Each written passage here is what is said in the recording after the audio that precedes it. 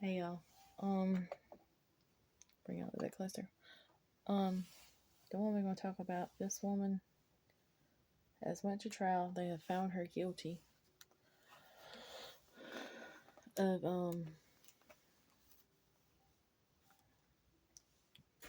torturing her 15-year-old autistic son.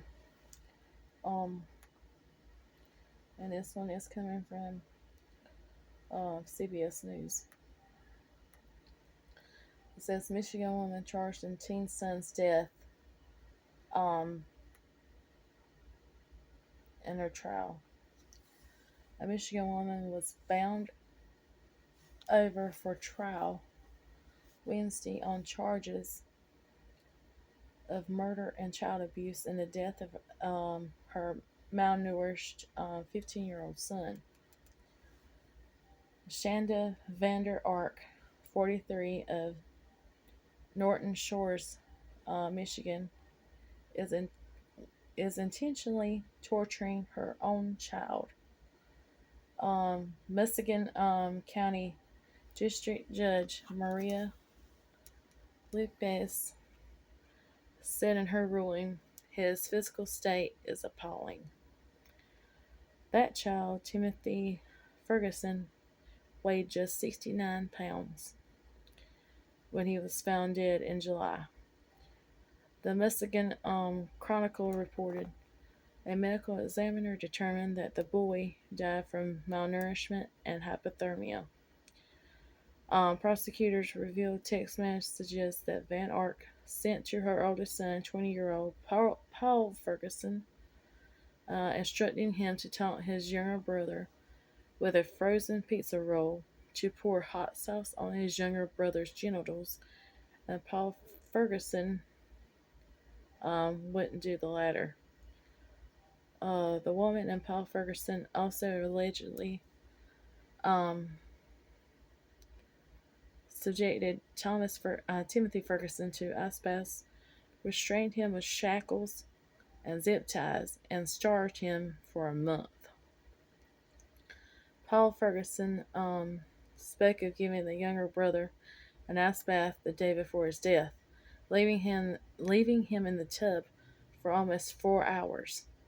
Paul Ferguson said that he did only because his mother told him to.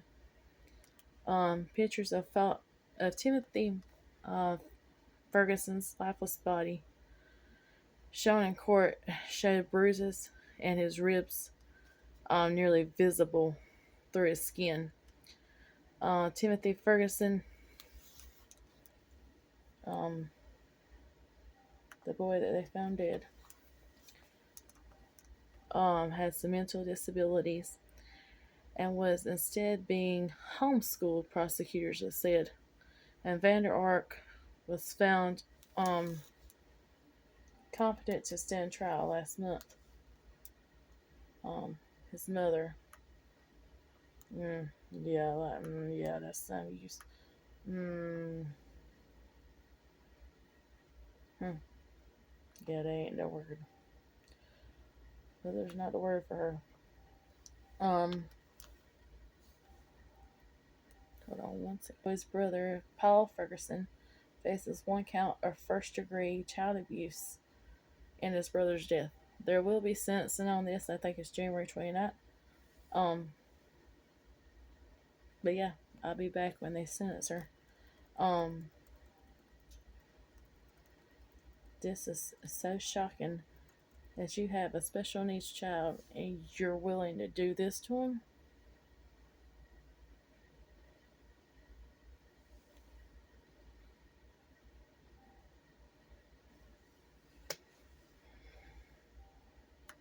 I think people have lost their morals. They don't know right from wrong no more. And in this time of society, from day to day, yeah, they've lost it. They lost what all God gave them. Mm. I hate it for this little boy. I put my business out there, but I have two special needs children, and you think I'd do this mess to them? No, not in a million years. Y'all have a good one.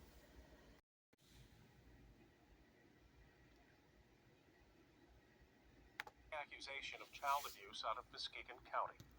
A mother charged with the torture and murder of her son.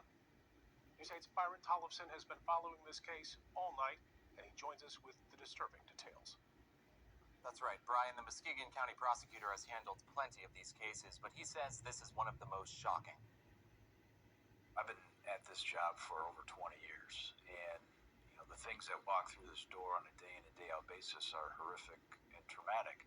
But I can safely say that within my career, this is probably one of the more sadistic and tragic events that I've ever seen and witnessed and been a part of, and it's sad. Disturbing new details out of Muskegon County tonight of a mother charged with murder in the death of her teenage son. 15-year-old Timothy Ferguson, a boy with special needs, was found dead in his Norton Shores home. A medical examiner found that he died from malnutrition and hypothermia. His mother, 43-year-old Shanda Vander Ark, appeared in court for the first time this afternoon on murder and child abuse charges. As prosecutors argued for the judge to deny her bond, they read the disturbing allegations. In the denial of food to the child, feeding the child nothing but bread, and bread soaked in hot sauce, pouring hot sauce down the child's throat, and placing the child in an ice bath, which we believe will be the explanation ultimately for why the child had suffered hypothermia, and that most notably happened the day before the child passed away.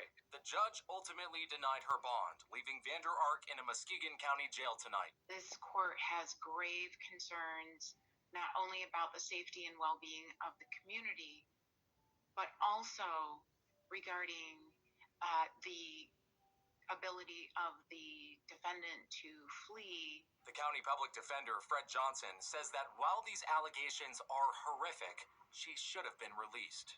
She has no criminal history. She has no place else to go. She has family here in the community. She's not a run threat. She's not a threat to hurt anyone else. Vander Ark graduated from WMU Cooley Law School last year and was working as a clerk in Newaygo County. Johnson actually met her 2 years ago when she was a law student. The fact that I actually know her and would never have thought this of her, that added to the surprise. It's unclear why Timothy was even in his mother's care. Prosecutors say that a decade ago, Oklahoma Child Protective Services recommended terminating her parental rights. In 2012, she agreed to leave the home and not have custody of her children. Prosecutors believe that Timothy came to the Muskegon area to be with his mother in May of 2021. I can't imagine any parent treating a child like that, let alone doing it over a period of time that ultimately, allegedly, caused this young man's death. So yeah, I mean, as a parent, I can't even put into words how I feel about another parent treating a child like that. Hilson says a 7-year-old child also lived in the Norton Shores home. He is now in the custody of the Department of Health and Human Services. That department tells News 8 tonight that generally, if a court in another state has issued final orders and closed its case, Michigan would have no knowledge of a parent moving and having a child in his or her custody.